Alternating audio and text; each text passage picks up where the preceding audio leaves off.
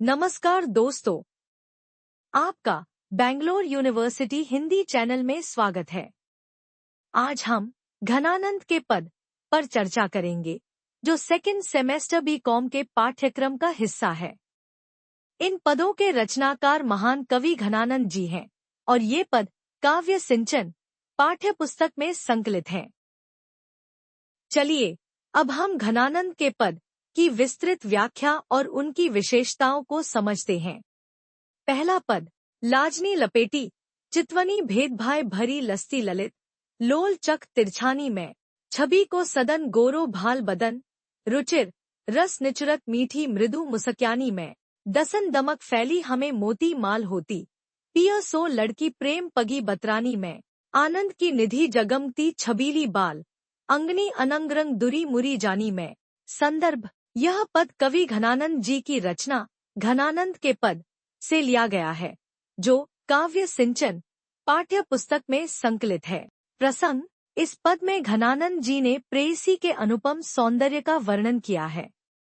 कवि ने उसकी चितवन, मुस्कान, नेत्रों की चपलता एवं उसके सौंदर्य की अद्भुत छवि को शब्दों में उकेरा है। व्याख्या, कवि अपनी प्रेयसी की चितवन का वर्णन करते हुए कहते हैं कि जब वह तिरछी नजर से देखती है तो उसमें संकोच और रहस्य का अनोखा मिश्रण होता है। उसकी सुंदरता इतनी अनुपम है कि उसका मुखमंडल गौरवर्ण होते हुए भी सौंदर्य का भंडार लगता है। जब वह मुस्कुराती है तो उसकी मधुर मुस्कान रस से भरी प्रतीत होती है। उसकी चमकती हुई दंतपंक्ति मोतियों की माला के समान जान पड़ती है, जो प्रेमरस से सराबोर होकर प्रियतम से वार्तालाप कर रही है। उसकी छवि ऐसी लगती है जैसे वह आनंद का भंडार हो और उसके अंगों में काम का सौंदर्य झलकता है। विशेषता, इस पद में कवि ने अपनी नायिका के सौंदर्य, उसकी चितवन, मुस्कान और दंतपंक्ति की सुंदरता का मनोहर चित्रण किया है। नायिका की तिरछी दृष्टि में संकोच और श्रृंगार का सुंदर संयोग दर्शाया गया है।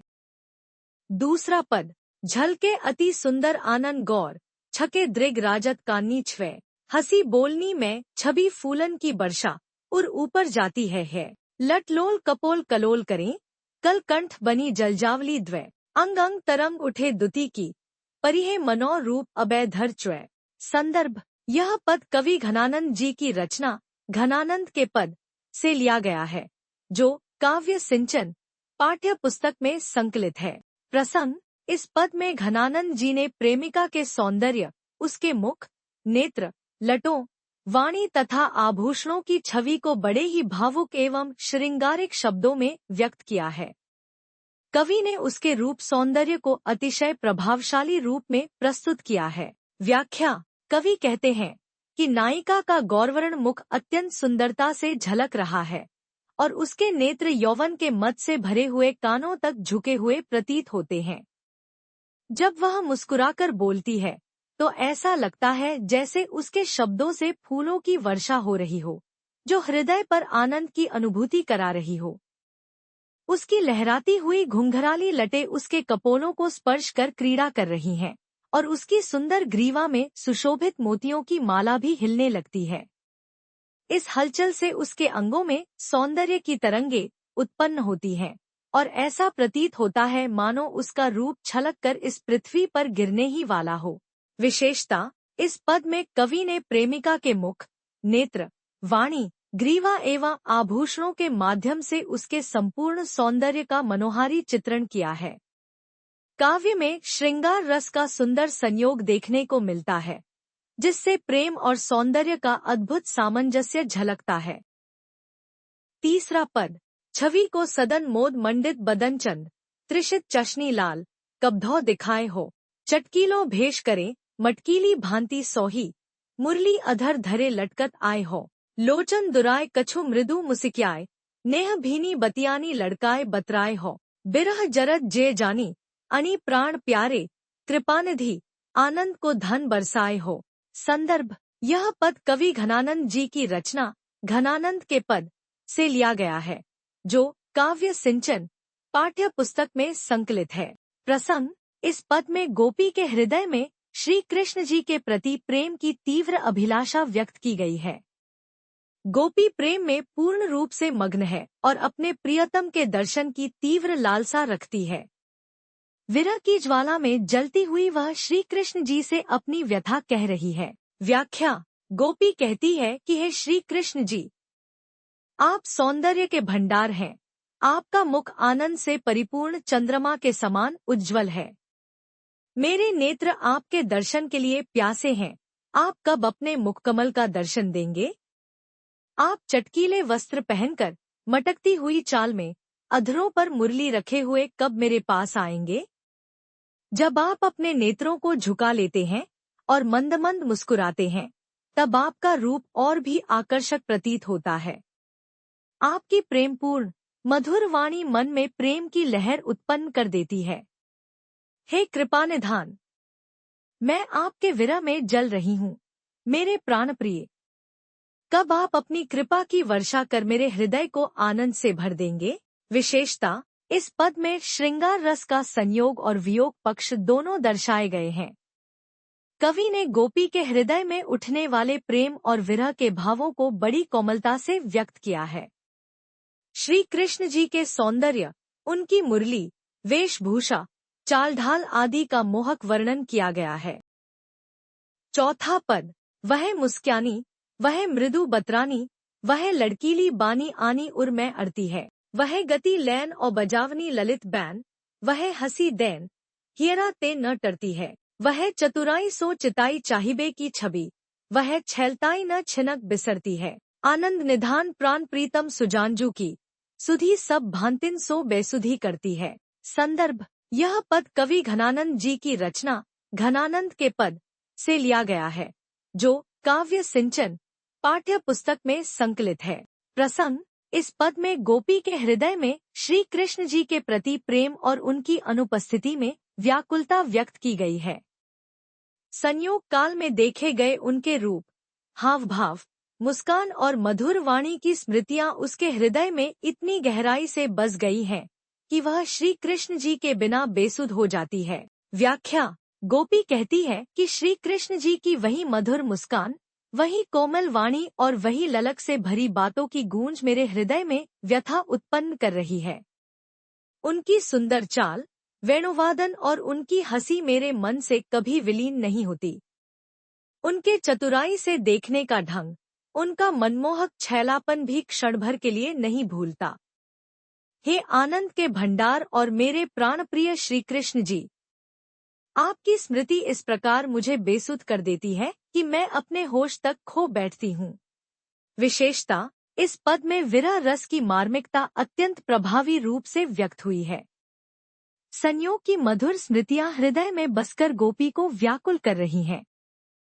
पांचवा पद, जासो प्रीति ताही निठुराई सो निपटने, कैसे करी जिए की जरनी सो जताइए। महानिर्दयी दई कैसे कै जिवाऊं जीव, बेदन की बड़वारी कहाँ लो दुराइए। दुख को बखान करीबै कौन रसना कै होती, ऐपै कहूँ बाको मुख देखन न पाइए। रैन दिन चैन को न लेस कहूँ पये भाग, आपने ही ऐसे दोष का ही धौं लगाइए। संदर्भ, यह पद कवि घनानंद जी की रचना घनानंद के पद से लिया गया है, जो काव्य सिंचन पाठ्य पुस्तक में संकलित है।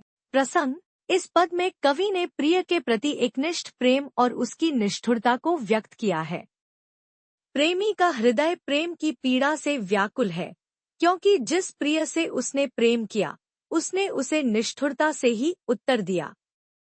प्रिय के इस व्यवहार से उत्पन्न पीड़ा को वह किस प्रकार प्रकट करे, यह उसकी सबसे बड़ी समस्या बन गई है। व्याख्या। कवि कहते हैं कि मैंने जिस प्रिय को अपना सर्वस्व मानकर प्रेम किया, उसने मुझे प्रेम के बदले निष्ठुरता दी।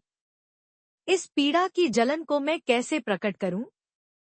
वह केवल निर्दयी नहीं, बल्कि महानिर्दयी है, और मैं अपने हृदय को इस वेदना से कैसे जीवित रखूं? यह पीड़ा छिपाने पर भी बढ़ती ही जाती है। यदि कोई पूछे भी कि मुझे क्या हुआ है, तो मैं अपनी वेदना को शब्दों में कैसे व्यक्त करूं? मेरी जिह्वा बोलने तक में असमर्थ हो गई है। प्रिय के दर्शन तक नहीं होते, जिससे मेरे लिए यह पीड़ा और भी असहनीय हो जाती है। दिन रात चैन का कोई अंश तक नहीं मिलता, लेकिन इसमें दोष मैं अपने भाग्य को ही दूं, क्योंकि यह सब मेरी ही नियति में लिखा था। विशेषता, इस पद में प्रेमी की पीड़ा अत्यंत मार्मिक रूप में प्रकट हुई है। कवि ने प्रेमी और प्रिय के प्रेम की विषमता को दर्शाया है। प्रेमी की भावनाओं का अत्यंत कोमल एवं संवेदनशील चित्रण किया गया है। 1 मार्क क्वेश्चंस। प्रश्न, इस पद में गोपी किसकी प्रतीक्षा कर रही है? उत्तर, श्री कृष्ण जी की।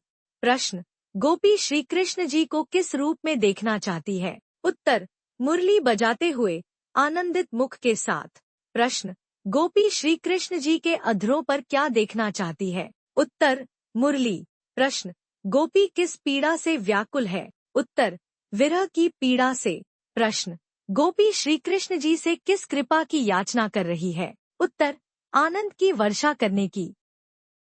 प्रश्न, गोपी को श्री कृष्ण जी की कौन सी स्मृतियां सबसे अधिक प्रिय हैं? उत्तर, उनकी मुस्कान, मीठी बातें और वेणुवादन।